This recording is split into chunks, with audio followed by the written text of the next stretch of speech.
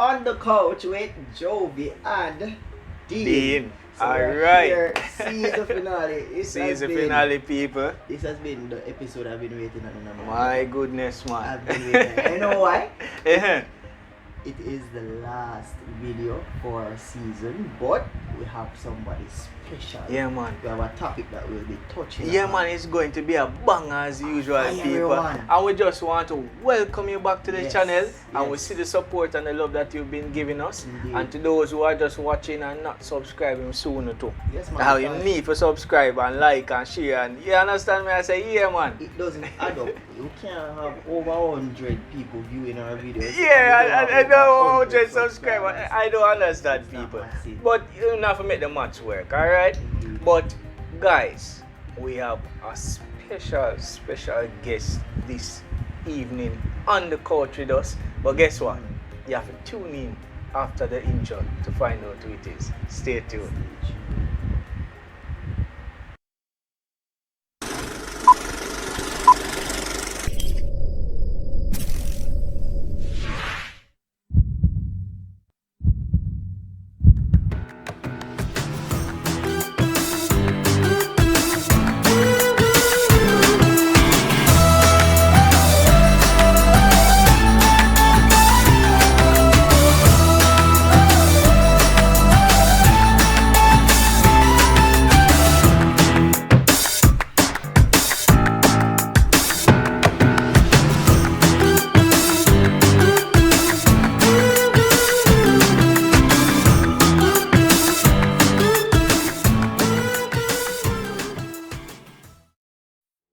Alright guys, we're back and we did mention that we have a special guest for this season finale. Think the people are ready to be? No man, no, maybe I forgot just cancel that season finale. And then, you know, they say, yo, wait till season 2. I don't think they're ready for this. No man, Guys. I think you need to do that. I think they're ready for it. True. I think they're ready for it. Yeah. But this is going to be a banger, guys. Indeed. And we're going to introduce the topic for today, well, this evening, right? So tonight, anytime you watch it, you know, I could have the crack of noon, but alright. So this week's episode is all about money. Yes, remember what we're telling you, you know, relationship has different aspects, right? Emotional, physical, financial. So we're giving you what we've promised. This is the financial aspect of it. Yeah. And we have a young man, right, who is, you know, very versed and involved in, you know, the financial field. So we have credible people are giving the thing. When you know a man come say, well, you know, maybe no. So this week we're talking about financial aspect of relationship in marriage, and it's gonna get really hot. So here we have a gentleman, right? Mr. Shawn-King Ferguson, right? Welcome, yes, man. brother. Welcome. Yes, thank you welcome very to the much, show. gentlemen. Yes, thank you man. very much for having me. Great Thank you to very have much. you, man. Great. So tell us a little bit about yourself, you know, just a little bit for the people. All right, no problem. So as you guys said, thank you very much again, and I really want to congratulate you guys on the wonderful work that you have been doing. We tried, you know. Yes, man, you've been doing some wonderful work, and I'm tuned in every week to the episodes. See a subscriber here now. Yeah, man, I'm a faithful subscriber, man. Faithful subscriber. Yes, man. And yes, if I man. miss it when it launches, I have to catch it back. You understand? Whether I'm cooking, whether I'm doing whatever, washing the vehicle, So we're listening. Yeah, in, man. you So know? you hear that people don't have no excuse. If we not cook, we can't watch it. If we not drive, well, we don't really want you to watch it. But you can- Yeah, listen, you know, but you guys have no excuse, and you know, just support the thing, man. Yes, so Mr. Ferguson, you were Yes, saying. man. So as you guys said, I'm Shawn-King Ferguson. Shawn-King man, Ferguson. Man, you hear that name? Yes, Shawn-King Ferguson. I would say, been involved in the financial services field for a little while now. Right. I would say in excess of about 8 years in totality. Right. Nice. Across a wide range of areas. So I've been involved in product analysis, you know, collections and debt recovery. Them think there were people that were here, but Yes, man. I've been involved in operations as well on the back end in terms of credit card reconciliation. Alright. I've been involved in digital transformation, been involved in underwriting, and been involved in strategy and financial planning, which I focus on I'm currently. man of many hats. I'm man of many hats. Man of this caliber. Yes, man. Can't sit beside Man, him. I tell you, man, we have to I'm very to humble, be beside him man. too. Yes, man. Yes. So, Mr. Ferguson, we you know, we can't doubt his credibility. We can't doubt his credibility. So, this week's discussion, and I want to touch on. This is very touchy when it comes on to relationship and marriage. Even if you're not married, we're talking about money, guys. Right? Money can make or break a relationship. You know, you might not want to believe it. Oh man, you know, man, money is not all about it. But trust me, if you don't understand money with your partner, it is going to be hell. Yes. So this week we're trying to, you know, give you a little insight into how this thing going. So the main thing that affects married people or people in a relationship, Mr. Ferguson, is budgeting. So briefly, you know, define budgeting roughly and get into probably, you know, a few tips in how on how persons in a relationship, especially marriage, we're focusing on marriage this week, guys, can use the money, they can manage the money in such a way that it works out for the benefit and the good of the relationship. That's a very, very, very good question, Dean and Jovan. As you guys say, money, we're here to talk about money, right? And we know money, the topic of money is a very sensitive topic. Sensitive. Because money can make or it can break you, Yeah. right? As an Yes, individual or even in a relationship as a couple, Definitely, right? definitely. And so it's a very, very important topic that we all have to pay attention to. Right. Now, before we even get into budgeting, so let me quickly define budgeting and then take a step back, right? So we know budgeting is really just a plan as to how, you know, you're gonna spend your money. Right. You're gonna basically allocate your finances. You're gonna make use of your income, right? Some people say in more academic terms, it's a systematic way of saving and of spending. Right? But before we even get into budgeting and knowing what to budget and how to budget and all of those things, you have to kind of have a conversation with your partner before budgeting. Definitely. Yes. Yes, man. To know what you are getting into when you say you're going to marriage. You know? My Because goodness, not man. a Tell us. one-man show again, no. Not a Not a one-man show. People, Yeah. you have to have a conversation Definitely. with your partner. With your partner, It's yes. very, very, very important. So you guys have to have a conversation and come to some understanding. You have to understand the type of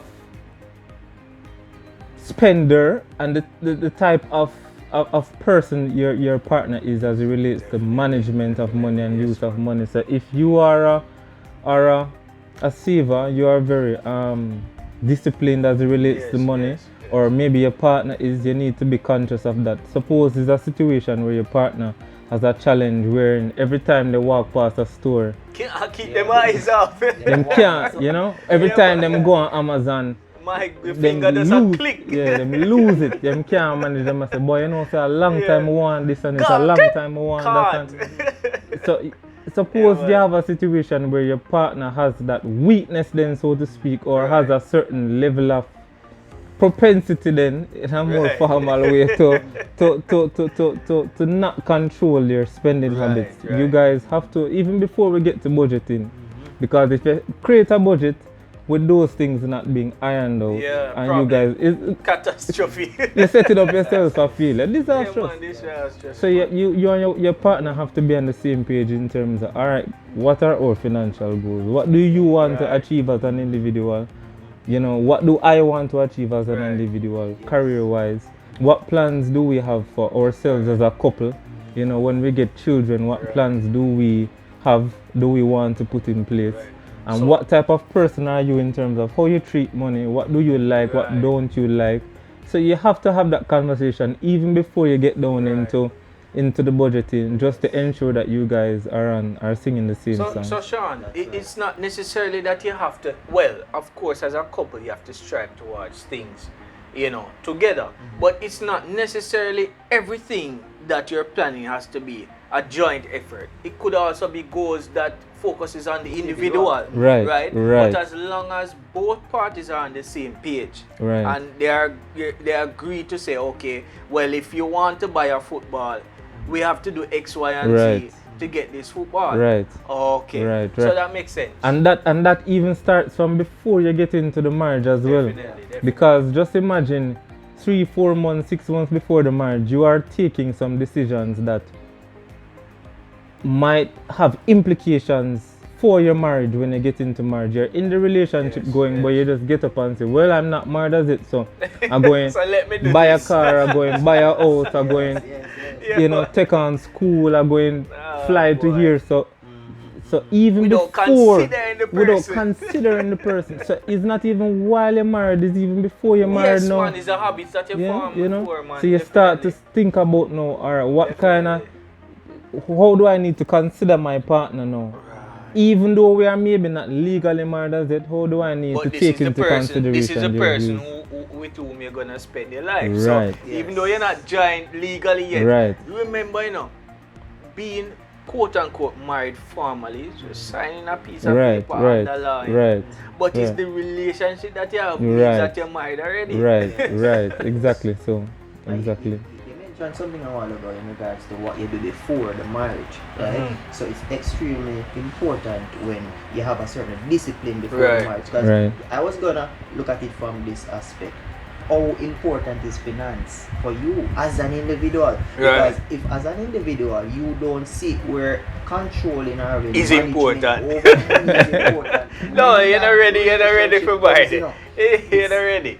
Hey, it's a problem that especially if it is that you already know yourself that your partner that they have this spending issue. Problem. One of you have to come together and say, where are we gonna have that middle ground? And how are we gonna spend? Who's gonna be the person who control the finances? So my question to you is, how important is finance in general for you as a man? Because that's what's gonna take us now into the budgeting aspect, so we can be able to get to know more about that. Because I have a few questions for you. Run the questions, man. But how important is finance for you as an individual? I think finance is very, very important. It is not the be all and the end all, right? But it is not the end. It is means to an end. It helps you and enables you as an individual to accomplish things you want to accomplish, right? So it's very important that you take financial advice and that you take guidance as it relates to financial decisions that you have to make, because they can have long-lasting implications. For example, you make a decision to take on a loan, and most loans, for example, are 5-10 years. If it's a mortgage or some type of other facility, could it be even longer? You can just imagine that even though it's a decision you're making now, the cost of that is long term, is medium to long term, and will roll into your marriage and not just determine your ability to take care of yourself and your family. No. But what happened drove on when the bills start to go up, because remember, there's no more persons in the house. Inflation gone up like now. You understand? Gas price gone up. So those decisions can have very can improve your quality of life, or can deteriorate it very, very quickly. What about children? You guys even have to discuss those things as well. See, that is why I am going to go into this, because as a single man, many people know. Single men here out there looking. Man, watch it on. I love to dress up and look nice. You understand? Put myself together and everything. So I may say, I have this account that I just want to have everything that I want to say. Alright, this is for going to shopping to get a nice jacket suit, so, to get a nice shoes and so. But then I will say, alright, I will compromise now and find somebody to come and dig into the account. Is it that when I am thinking about getting a partner, is it best to have that account just the same and say alright, this is for me alone, and then when I get married, I don't really care about my wife. I don't want to have that account and this is for me. If me want to do something, me I go use it. What's your thought about still having your own spending account, and you have a wife? Is it that you think that it's good to still have that account on the side, or you would turn that account into a joint account for both of you? Alright. That's a very, very good question. It's a very interesting question. And I really like this part because we know of situations where people open joint accounts, right? In good faith. In very good faith that, boy, yeah man, in good faith that, boy, Shawn is very trustworthy and I love him or I love her, and so everything is everything. And the two becomes one. And the two become and that is what you are taught, that the two become, and so there should be no separation and all of that.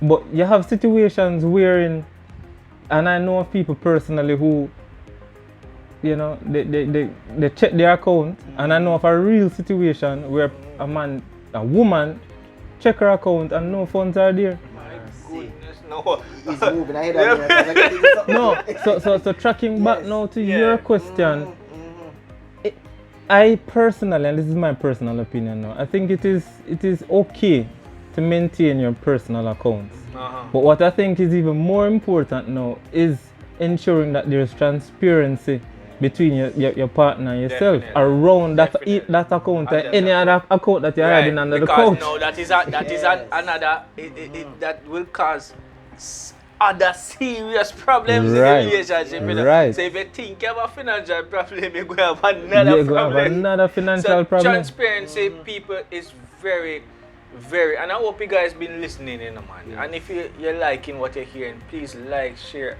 and subscribe. Right? And leave a comment. Let us know what your thoughts are.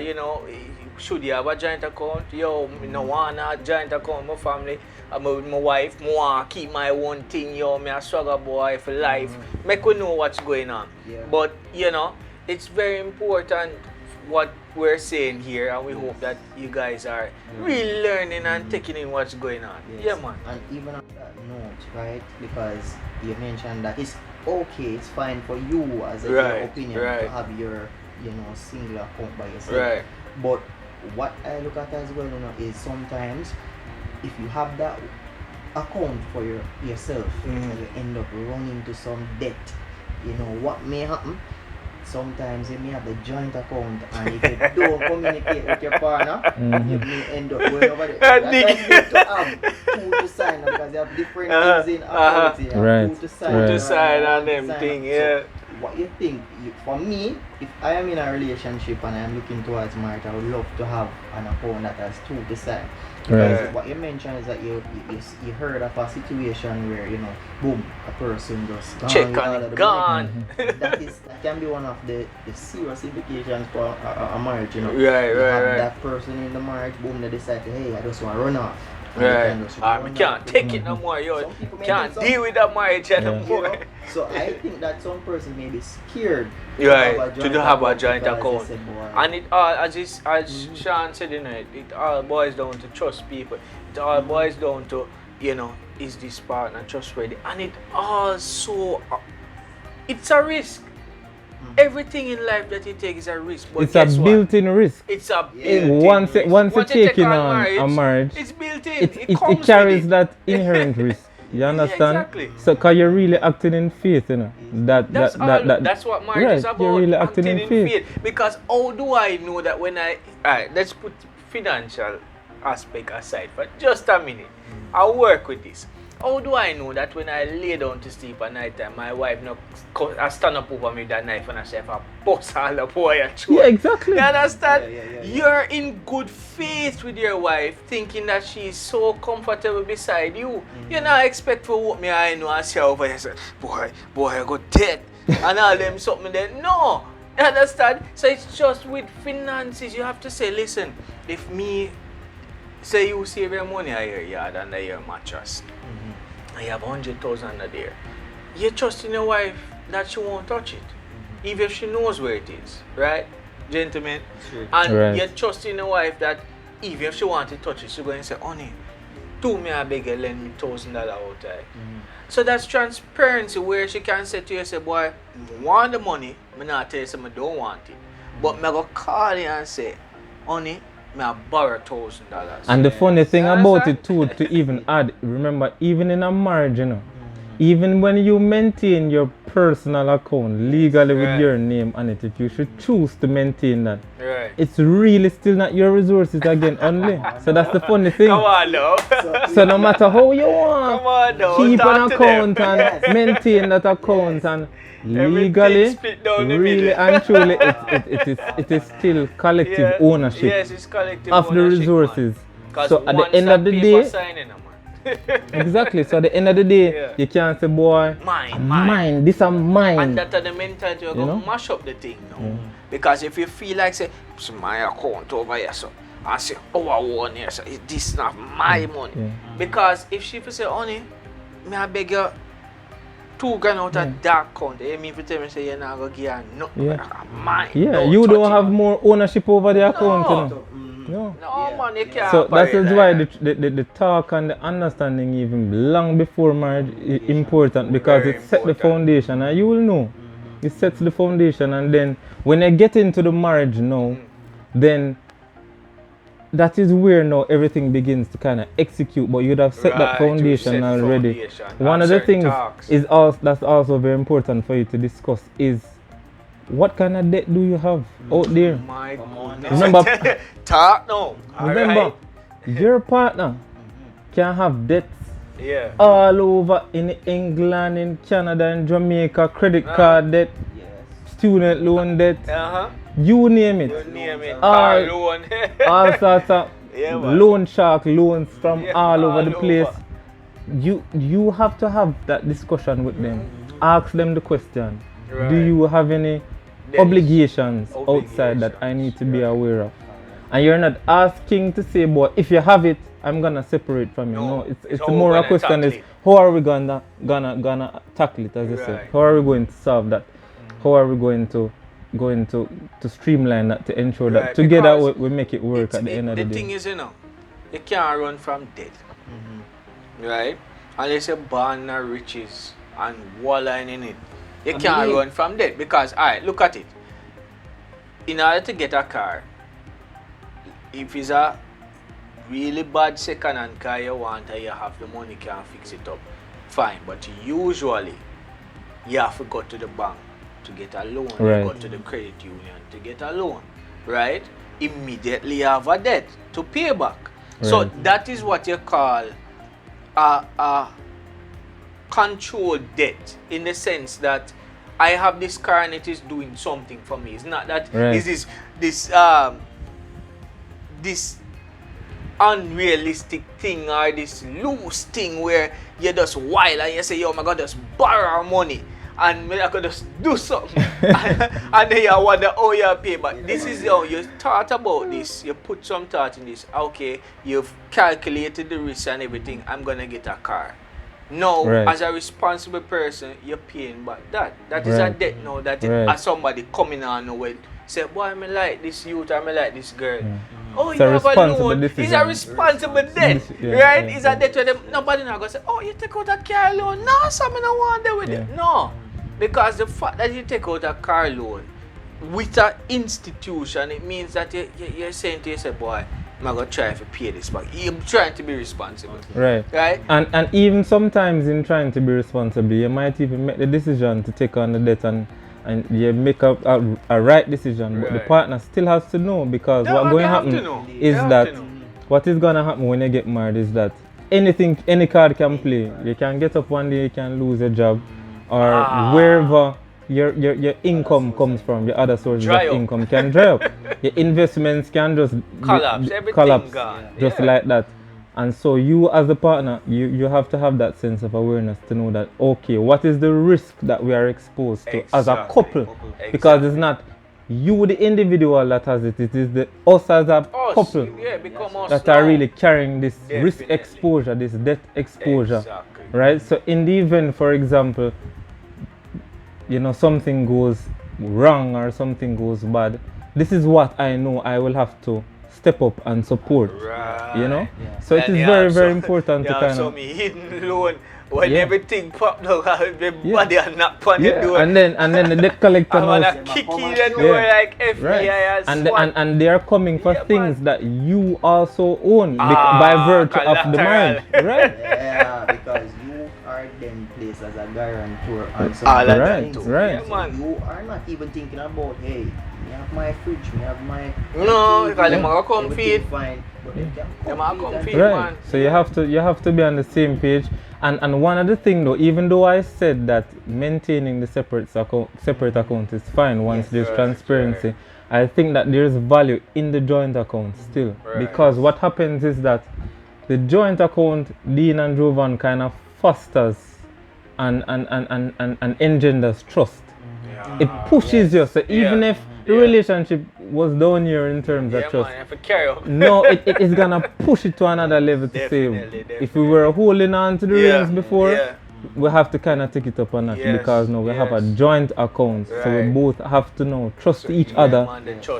And so I think it is very good, you know, and from that point of view, and of course from another point of view as well, wherein you want to streamline your finances and streamline how you spend and how you reconcile your accounts, because we haven't started budgeting as yet, but it is tied to it, because if you have 1,000 accounts all over the place and monies are going in and out, it can become a little bit challenging to reconcile that budget at the end of the day. You understand? How much do we have? How much have we spent? You have to be checking, you know, all over the world to find that out. But when you kind of streamline it to say, okay, from these two accounts, this is where now these debts are coming from, these expense payments are coming from. So it is easier for you to manage your resources in that way when you have the joint account situation. While you can still maintain the individual accounts, once you guys are aware of the funds in those accounts, would you, let me ask about the panel a question, would you give your partner access to your online banking credentials? If it's my partner, definitely. Definitely. Okay, would you give them access to your PIN number and those things? Sensitive. Definitely. Yeah. Okay, right. So it is the same thing. So those things engender trust, and two, for in the event anything happens, it's very important that the partner can access those resources that you collectively own and have. True. Right? So we talk about joint account, we talk about budgeting and such. So quickly give us a few tips on budgeting for a married couple, and then we'll move on to another subtopic where that's also very, very important. I want to touch on that. So give us a few tips, probably about 3 to 5, and then we'll move on. No problem. So as we said earlier, budgeting is just a way to structure how you monitor and how you track your financials. Right. So the flow of money. The flow of money. So basically you want to look at in your budget how much money is coming into us collectively as a family, how much is going out. Right? Sometimes different people have different ways to allocate their budget. So you might hear of 80-20 rule, and I hear you guys mention that already. People have 50-30, 20, you know, 60-40, all sorts of, all of those are really just allocations. You know, you kind of making a determination in terms of how much money do you want to, where do you want to allocate your funds to, or what do you want to allocate your funds to. Do we want collectively as a couple for 40% of our income collectively to be going to debt, 30% to, you know, expenses, or 20% to savings? You guys, it is not prescriptive. As a couple, you have the freedom to do it according to how you see fit. Because you might have not everything fit for everybody. Right. So, and it depends on where you are in your life. You understand? So you might have a situation where maybe 40% of your income has to go to debt because of decisions previously made, or decisions that you had to make for whatever reason or the other. You might be at a place in your life, for example, where, you know, you've kind of passed that stage, and now you're looking at saving and investing towards maybe real estate property or investing in other ventures and so on. So you might want to, in that case, allocate more funds to those things. Right. But in terms of budgeting now, one of the things I'd say that's very, very important is for you to be very clear on what your, as we had said earlier, what your debt looks like. Right? It's very important that you both know that, okay, this is what we have to. Yeah. It is not us going around it. Can't you know, hide. we can't hide from it. This is what we have to pay out. If it's X, it's X. Yeah, you can't. And you are clear on that. And right. then So you money pencil out drop your income. Yeah. You pencil out your income. Okay, we are earning $50,000, right? For argument's sake, and we know that okay, $10,000 is going to debt, and we cannot do anything about that because one of the first things I would definitely say is that you do not want to default on your debt. By the hook or by the crook, do not default on your debt as best as you can. It is better you make sacrifices in other areas than default on your debt, because that too impacts your credit history, and then it, as you said, it incrementally adds up now, because now you default on it once and then it gets out of control. So you kind of want to ensure that just pay it. You're disciplined as it relates to your debt. And then afterwards you kind of want to look at what are our other needs that we have to take care of as a family. What are the other things that are not necessarily debt, but we have to maintain? And you know, you have your light and your water, those basic variable costs you want to budget for. You know, your cable, get those out of the way in your budget. You understand? Because those things you can't go around them. You have to, you need them, right? So you get out those, and then you can also look at what goals do we have for ourselves, you know, or for our children. Do we have expenses for school that we have to take care of? For example, I have a son, right, an older son, and you know, naturally associated with schooling is school fee. So you have to account for that some way or the other, right? And that's not something that you can go around because he has to go to school, right? So you want to ensure that you guys are very clear on your needs, and of course, one of the things that I think is very important is your savings and investments. Yes. I don't know if you have much time to touch on that, but that is very, very, very, very important. Can get a little piece of that. So you said savings and investment, because before you even touched on some of the various things that you can look at when you're budgeting, I was thinking about the insurance aspect for your child. You know, you may want to invest in having insurance. Right. So coming down Excellent the line, point. anything should happen, you know that they are covered. Definitely. Various different insurance agencies and insurance package. You can think of that for your child in event of anything. Ensure they are on your policy. Things like that. Those are some of the conversations I believe a couple should have. And looking at the investment aspect, a lot of persons don't really believe in investing, but you mentioned it just now. Give us a little bit of info on that part. So thank you very much for even bringing up the point on insurance, because even as you say, in the budgeting exercise, you want to ensure that you account for your insurance policies or make accommodations for it, right? Because insurance, I think, acts as the foundation for any home, right? It and you can't build a house without your foundation, and without a very deep foundation. You want to ensure that at least there's some type of life insurance that's in place. You know, that there's some type of health insurance in place for you and your spouse, for your children. Very important, right? Critical illness insurance is also very critical. You understand? Because just in the event that someone is diagnosed with a particular type of illness, you want to ensure that you can get the benefit of that lump sum payment from your insurance company to support you in that time of need.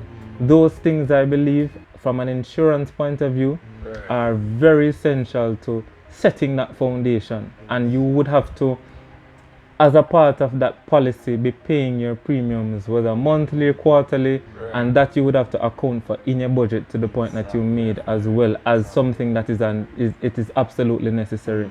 So you were mentioning about investment just now. Let us know about investment aspect. So investment is also very, very important, right?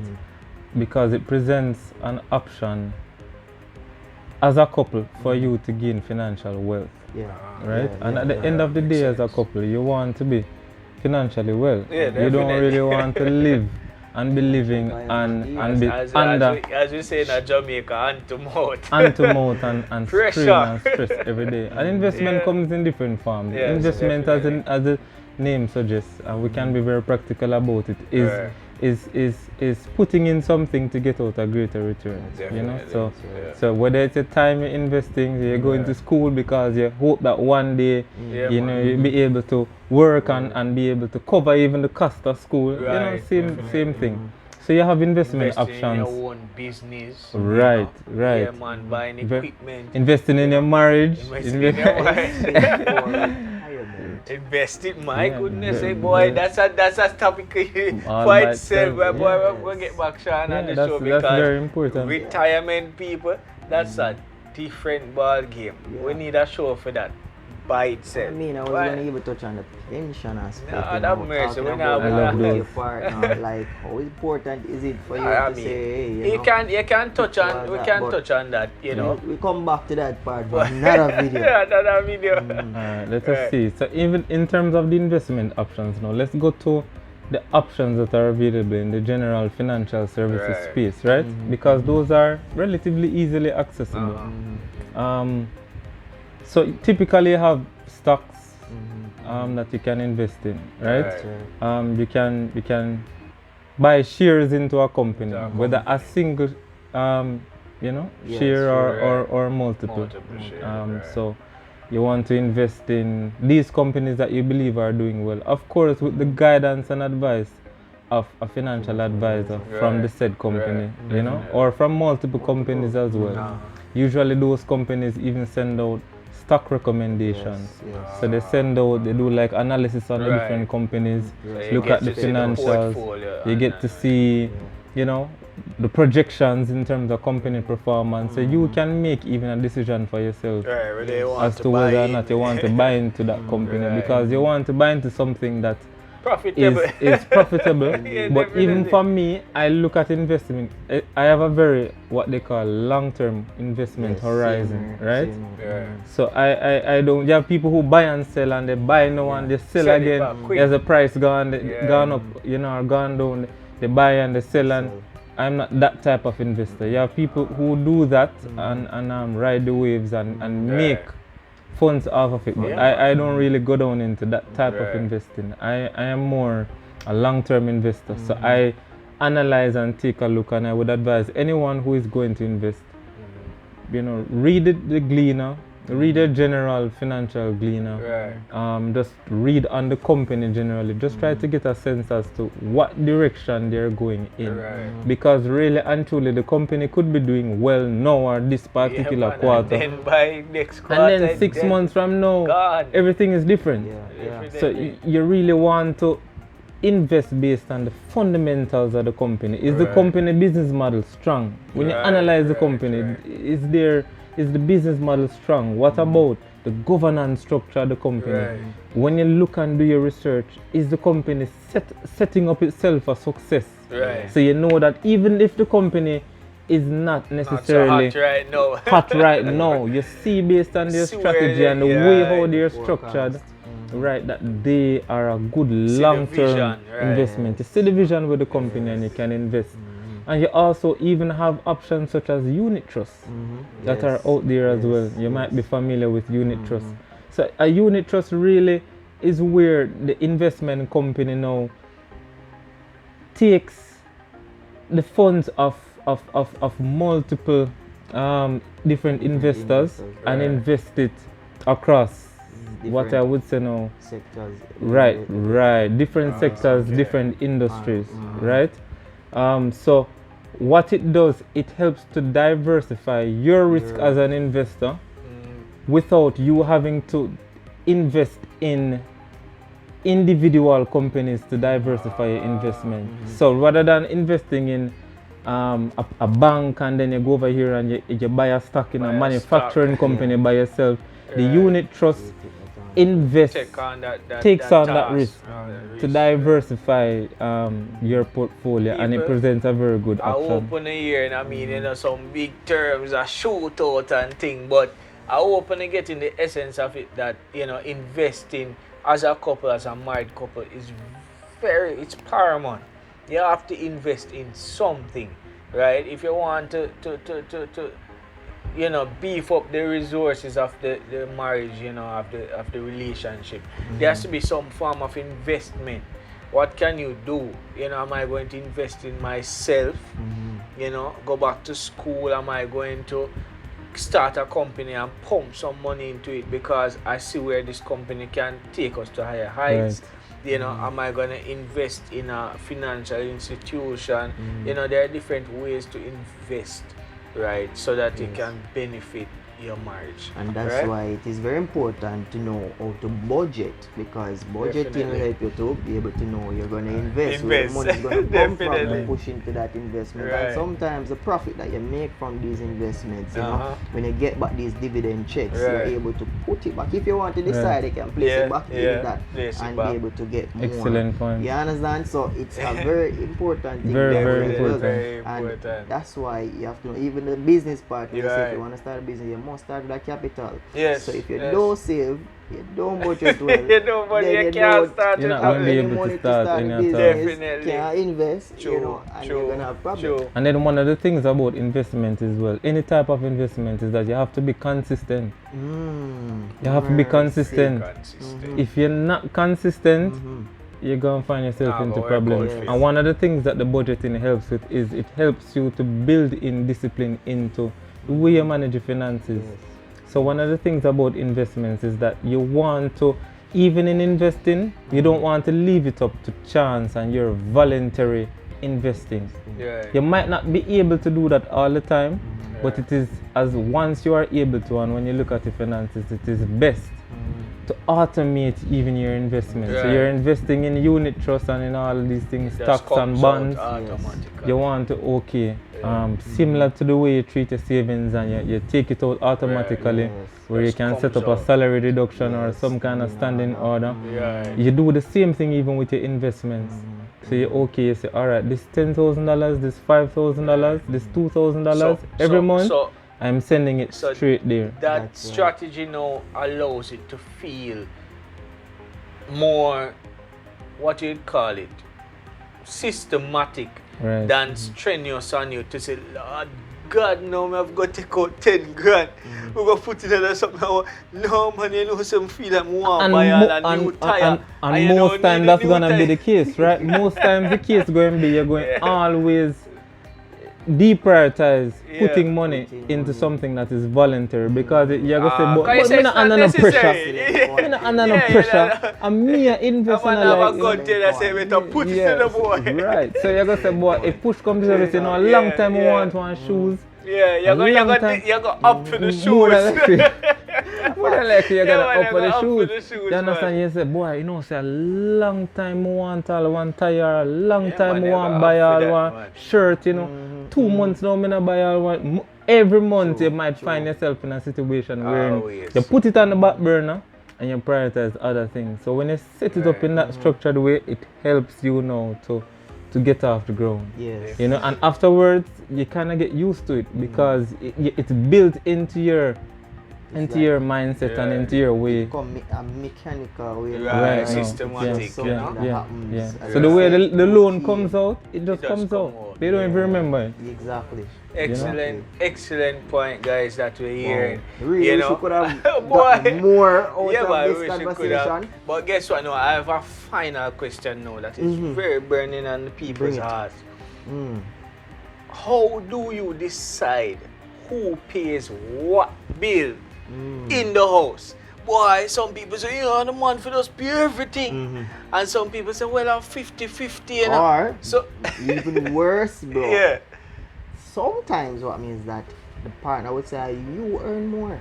So whoever earn more, you have to shell more. Allocation bigger. I mean, those are the people that want to hear about it. So send in the comments and drop a like if it's true. Yeah, man, this boggles the mind sometimes. Yo, who I go pay this? Boy, when even before you married, some well, me go take care of this and take care of that. You take care of that. Some people say, no, you for do everything. So this can cause controversy in the relationship, people, right? Definitely. So Sean, give us, some advice on how persons can go about tackling the bills of the home. So that again is subjective, Dean. Right. Because look at it, that is between still you and your partner at the end of the day. But suppose you and your partner can't agree though. What go happen? Yeah, that means that there's an underlying problem now that we still have to solve even before we get to that finances. Because remember what I said earlier, those underlying foundational things, conversations and alignment needs to take place even before you go into the budgeting and the this and the that, because it's gonna roll over into those decisions. So most times, if that is the case, there's something else that you guys need to iron out in some way, shape or form. So even before you get to that, I would say try to get to the bottom of that. Find the root cause. Do some root cause analysis. Take her out on a date. And or you guys take a stroll and just talk and reason and eventually you find a way to kind of move into what is really happening. How you feel about that. Why is it that no, don't say why is it. but you kind of what's causing this issue. and just ask for their perspective. Why do you think, or put it in their lap. What do you think is the best strategy or method that we should use? Present the scenarios to them and try to understand their perspective on it. And I think once we can have that conversation and alignment and get the perspectives of each other, it can help a little bit. In terms of splitting the finances now and say, boy, who should manage who? That comes down to the assessment of your finances. Right? Because really and truly, if I am earning $5,000, you are earning $100,000. I cannot take on the thing that's gonna cost $10,000. That's right. Because I only earn $5,000. It's mathematically not logical. Exactly, and if you really know as a partner, expect your partner who's earning $5,000 to take on something that's even $5,000. That is really selfish of you, and it is somewhat belittling to say, boy, me earn more, but you should be able to take on something.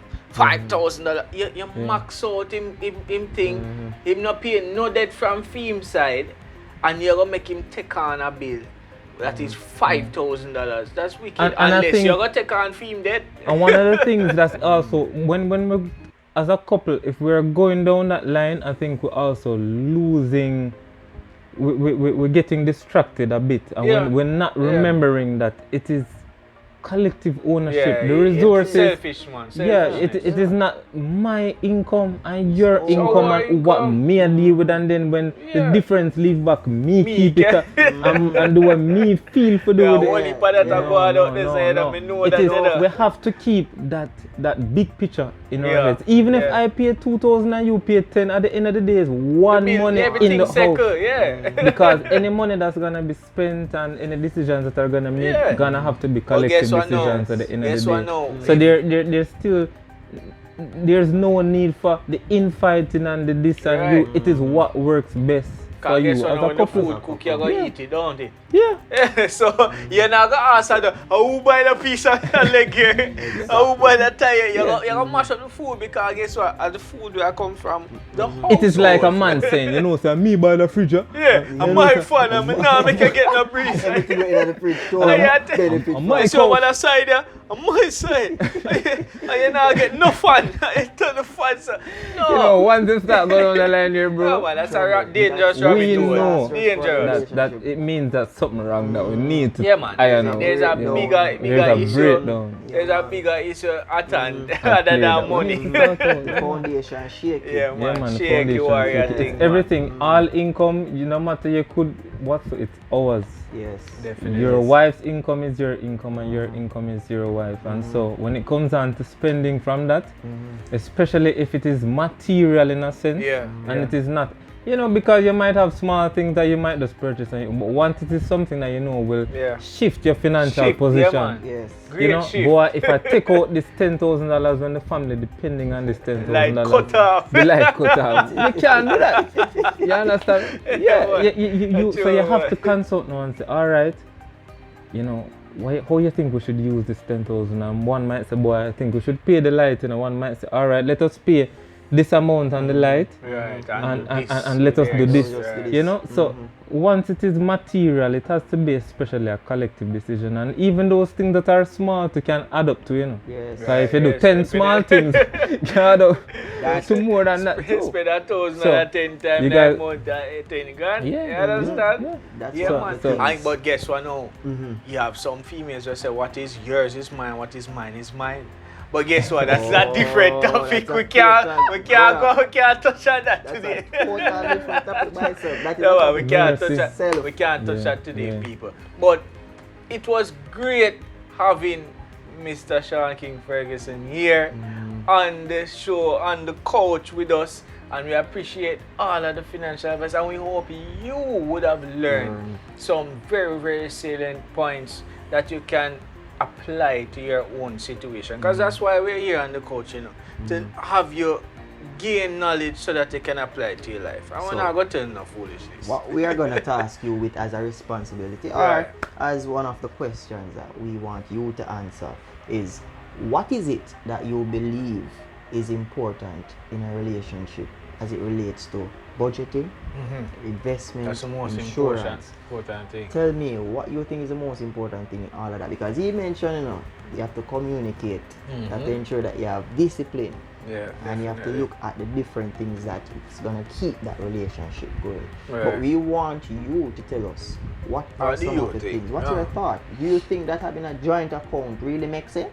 Yeah, man, make we know, man. If they think joint account, make them put joint account in. Joint account, you put joint account. Drop it in the chat. Single account, personal account, drop it in the chat. Yeah, man, we want to know. But, you know, guys, as we say, this is the season finale for boy, I kind of feel sad. It coming like a bittersweet, because you know, we've been here with you guys week after week, Thursday after Thursday, and we've grown. We have this relationship, right? Yes. But it's been a long time, and we appreciate you being there every step of the way, all the faithful, you know, the family members, we call them, and we just want to let you know it's a season finale. Yeah, man. Right? But it doesn't mean that we end here. We're coming back with season 2, bigger and better. Banger. Trust me, man. Indeed. Banger, Nokia 3310 after Nokia 3310. Banger after banger. We just want to take this time out to even big up our international viewers. Lord have mercy, we man. see where you are giving the locals a fight. Yeah, man, nah, give locals them a fight, man. But I am very surprised. So we really appreciate. Shout out to you. But you know, we're gonna move on and take a little break, guys. But in the meantime, in between that break, you know, we'll be putting out our stuff on TikTok. Yes, follow us over there. For those over there, and you know, try to put out on other social media. But we just want to let you know that we appreciate you. Again, like, share, and subscribe if you've enjoyed this video, and if you've enjoyed Mr. Ferguson's presentation, right? Thanks again for coming. Yeah, man. Respect, brother. So we will see you same time, same place, on the couch. We out. We out.